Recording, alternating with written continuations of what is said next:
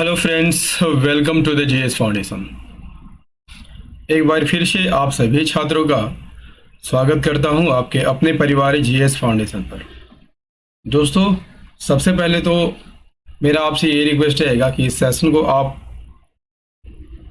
And तक ज़रूर देखिएगा, है ना। यदि वीडियो अच्छी लगी तो एक लाइक कीजिएगा, इसे अपने दोस्तों के साथ शेयर कीजिएगा, और यदि आप भी इस चैनल पर नए हैं और अभी तक चैनल को सब्सक्राइब नहीं किया है तो ज़रूर से सब्सक्राइब कर लीजिएगा और बेल आइकन को प्रेस करना मत भूलिएगा, ठीक है। देखिए, आज के सेशन में हम लोग करने वाले हैं इंडियन पॉलिटी के महत्वपूर्ण प्रश्नों को, जो जेपीएससी और जेएसएससी सीजीएल के अलावा इंडिया में जितने भी एग्ज़ाम हैं उन सभी में ये काम आने वाला है, ठीक है। और याद रखिएगा, मेरी वीडियो डेली शाम को 7 बजे आती है, तो इसे रोज़ देखना मत भूलिएगा, है ना। तो चलिए बिना देरी के स्टार्ट कर लेते हैं आज के सेशन को।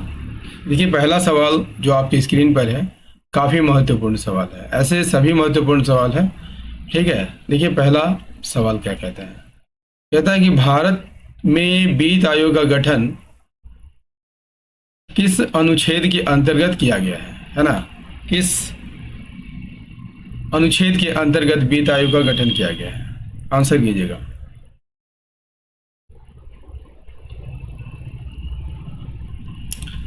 किस अनुच्छेद के अंतर्गत किया गया है, आंसर हो जाएगा आपका ऑप्शन डी, अनुच्छेद 280 के अंतर्गत किया गया है, राइट। देखिए, इससे संबंधित पॉइंट्स को हम लोग देख लेते हैं।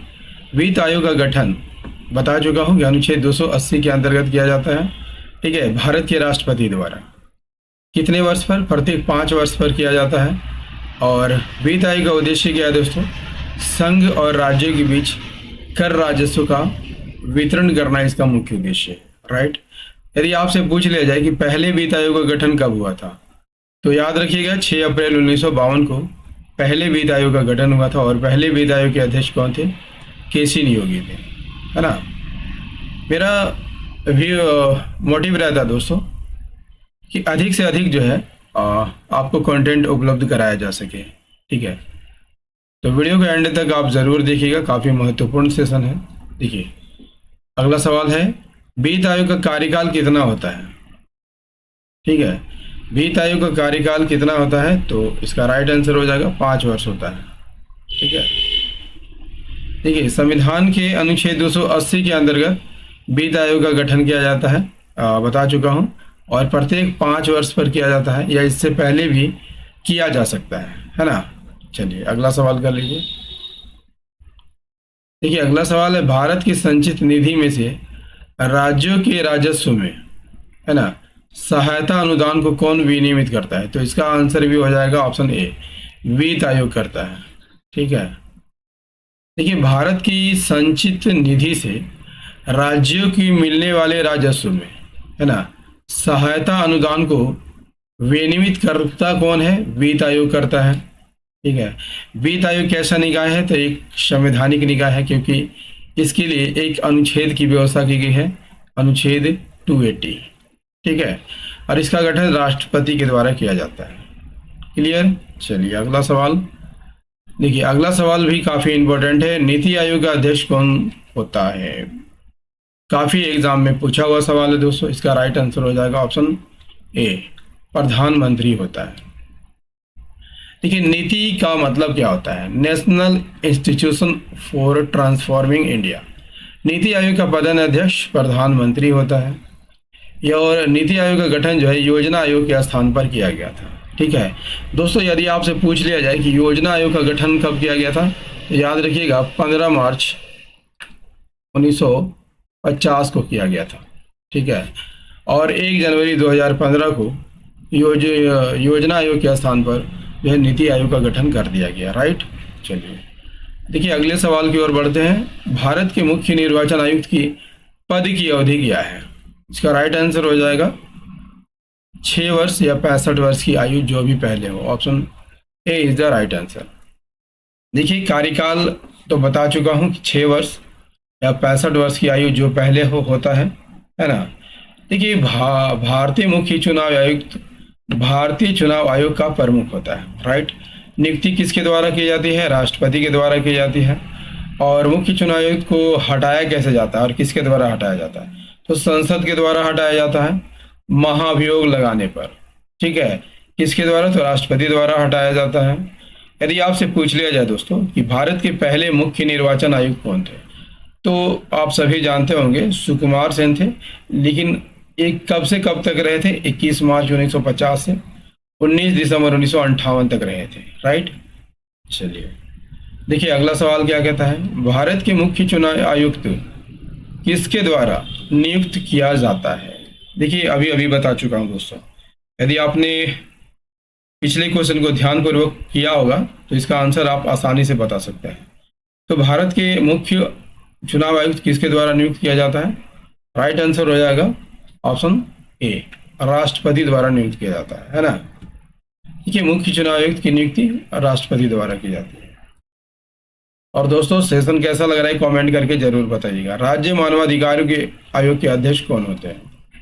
देखिए राज्य मानवाधिकार के आयोग जो होते हैं उच्चतम न्यायालय का सेवानिवृत्त मुख्य न्यायाधीश या अन्य न्यायाधीश भी हो सकते हैं। ठीक है, इसका राइट आंसर हो जाएगा ऑप्शन ए, उच्च न्यायालय के सेवानिवृत्त मुख्य न्यायाधीश। राइट, ये राज्य मानवाधिकार के आयोग के अध्यक्ष कौन हो सकता है? तो उच्च न्यायालय का सेवानिवृत्त मुख्य न्यायाधीश या उच्च न्यायालय का न्यायाधीश भी हो सकता है। ठीक है, नियुक्ति राज्यपाल द्वारा की जाती है और एक समिति की सिफारिश पर की जाती है। समिति में कौन कौन होते हैं? मुख्यमंत्री, विधानसभा अध्यक्ष, गृह मंत्री और विधानसभा में विपक्ष के नेता शामिल होते हैं। राइट, चलिए अगला सवाल कर लीजिए। देखिए संविधान संशोधन का प्रावधान किस अनुच्छेद के अंतर्गत किया गया है? आंसर कीजिएगा। संविधान संशोधन का प्रावधान किस अनुच्छेद के अंतर्गत किया गया है? तो इसका राइट आंसर हो जाएगा ऑप्शन बी, अनुच्छेद 368 के तहत जो है संविधान संशोधन किया जाता है। राइट, देखिए संविधान संशोधन अनुच्छेद 368 के अंतर्गत किया जाता है। काफ़ी इंपॉर्टेंट फैक्ट है, स्टार मार्क कर लीजिएगा। भाग 20 में है। ठीक है, और भाग 20 में एकमात्र अनुच्छेद 368 है, ये भी याद कर लीजिएगा। ठीक है, संविधान में संशोधन करने के कितने तरीके हैं? 3 तरीके हैं। कितने तरीके हैं? 3 तरीके हैं। ठीक है, देखिए संसद के साधारण बहुमत से, दूसरा संसद के विशेष बहुमत से संशोधन, और संसद के विशेष बहुमत से संशोधन और कम से कम आधे राज्य की विधानसभाओं का समर्थन होना चाहिए। राइट, ये 3 प्रकार से संशोधन करने का प्रावधान भारतीय संविधान में किया गया है। राइट, चलिए अगला है, किस संविधान संशोधन अधिनियम को लघु संविधान भी कहा जाता है? देखिए लघु संविधान 42वां संविधान संशोधन को कहा जाता है। Option A is the right answer. ठीक है, क्यों कहा जाता है आइए इसे देख लेते हैं। देखिए 42वां संविधान संशोधन को लघु संविधान संशोधन कहा जाता है। इसका कारण क्या है दोस्तों? क्योंकि इसमें संविधान में बड़े पैमाने पर बदलाव किए गए थे। उन बदलाव को बारी बारी से देख लेते हैं। जैसे पहला बदलाव किया गया प्रस्तावना में संशोधन किया गया। तो उस समय समाजवादी, धर्मनिरपेक्ष और अखंडता शब्द जोड़े गए। पहला हो गया। दूसरा परिवर्तन क्या हुआ? नीति निर्देशक सिद्धांतों को मौलिक अधिकारों से ऊपर रखा गया। तीसरा संशोधन, शिक्षा, वन, वन्यजीव और माप तौल जैसे विषयों को राज्य सूची से हटाकर समवर्ती सूची में डाला गया। चौथा संशोधन यहाँ पर क्या है? सर्वोच्च न्यायालय और उच्च न्यायालयों की शक्तियों को सीमित किया गया। ठीक है, पहले क्या है, वे संवैधानिक वैधता को समीक्षा करते थे। इसके द्वारा जो है इन कानूनों की सहायता से संवैधानिक वैधता की समीक्षा अब नहीं कर सकते थे। राइट, चलिए दिल्ली राष्ट्रीय राजधानी क्षेत्र किस संविधान संशोधन द्वारा जोड़ा गया? आंसर कीजिएगा। और दोस्तों सेशन कैसा लग रहा है कमेंट करके जरूर बताइएगा। दिल्ली राष्ट्रीय राजधानी क्षेत्र किस संविधान संशोधन द्वारा बना? इसका राइट आंसर हो जाएगा ऑप्शन बी, 69वें संविधान संशोधन द्वारा। देखिए यहाँ पर काफी डिटेल में हम देखेंगे दोस्तों। भारतीय संविधान में 69वें संविधान संशोधन अधिनियम कब हुआ? 1991 और इसके द्वारा दिल्ली को विशेष राज्य का दर्जा दिया गया है ना। देखिए इसे राष्ट्रीय राजधानी क्षेत्र घोषित किया गया। इसने राज्य के लिए एक राज्य विधानसभा और मंत्री परिषद बनाई। इस अधिनियम के तहत आदित्यनाथ झा दिल्ली के पहले उपराज्यपाल बने थे। याद रखिएगा, कौन बने थे? आदित्यनाथ झा। ठीक है। संविधान के अनुच्छेद 239A ने दिल्ली को केंद्र शासित प्रदेश का दर्जा दिया गया। राइट। चलिए अगला सवाल कर लीजिए। भारतीय संविधान में 9वीं अनुसूची किस संविधान संशोधन के द्वारा जोड़ी गई? आंसर कीजिए। भारतीय संविधान में 9वीं अनुसूची किस संविधान संशोधन द्वारा जोड़ी गई?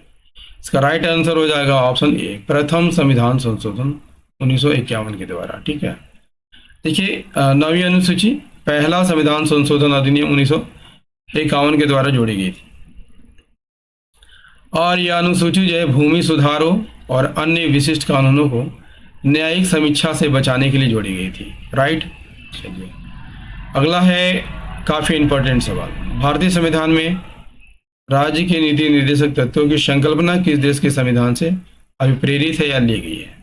तो नीति निर्देशक तत्व आयरलैंड के संविधान से लिया गया है। दक्षिण अफ्रीका से क्या लिया गया है दोस्तों? संविधान संशोधन। ठीक है, संविधान संशोधन दक्षिण अफ्रीका के संविधान से लिया गया है। सोवियत संघ से मूल कर्तव्य को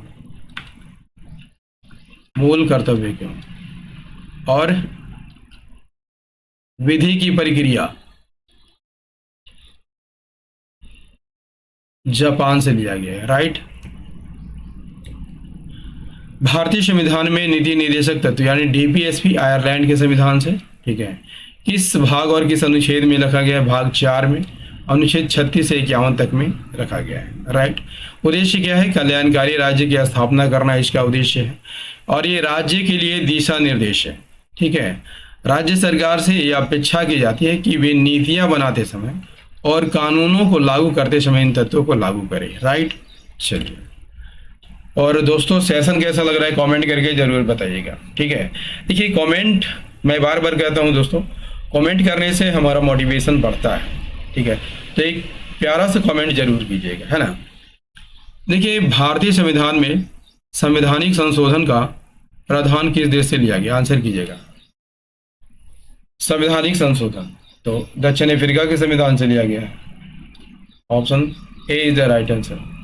संशोधन की प्रक्रिया दक्षिण अफ्रीका से, भाग 20 और अनुच्छेद 368 में। राइट।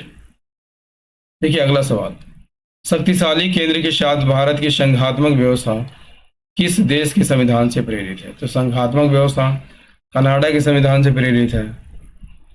संघात्मक व्यवस्था कनाडा के संविधान से लिया गया है और भारत की संघात्मक व्यवस्था केंद्र सरकार शक्तिशाली होता है। ठीक है। अगला सवाल, भारत के संविधान में समवर्ती सूची किस देश से ली गई है? देखिए दक्षिण अफ्रीका से क्या लिया गया है? संविधान संशोधन। ऑस्ट्रेलिया से समवर्ती सूची, सोवियत संघ से मूल कर्तव्य, ब्रिटेन से संसदीय प्रणाली। राइट आंसर क्या हो जाएगा? Option B is the correct answer. देखिए भारतीय संविधान में समवर्ती सूची का प्रावधान कहाँ से लिया गया है? तो ऑस्ट्रेलिया के संविधान से लिया गया है। ठीक है। समवर्ती सूची में उन विषयों को शामिल किया जाता है जिस पर कानून बनाने का अधिकार केंद्र और राज्य सरकार दोनों को हो। समवर्ती सूची में कितने विषय हैं? 52 विषय है। राइट। चलिए दोस्तों, इंडियन पॉलिटी का ये सेशन आपको कैसा लगा? उम्मीद करता हूँ काफ़ी अच्छा लगा होगा। यदि सेशन पसंद आया हो तो एक लाइक कीजिएगा, इसे अपने दोस्तों के साथ शेयर कीजिएगा और यदि आप भी इस चैनल पर नए हैं तो चैनल को जरूर सब्सक्राइब कर लीजिएगा। बेल आइकन को प्रेस करना मत भूलिएगा। इससे क्या होगा? मेरे आने वाली हर वीडियो का नोटिफिकेशन जो है आपको सही समय पर मिल सकेगा। मिलते हैं अगले सेशन में, तब तक के लिए जय हिंद, धन्यवाद।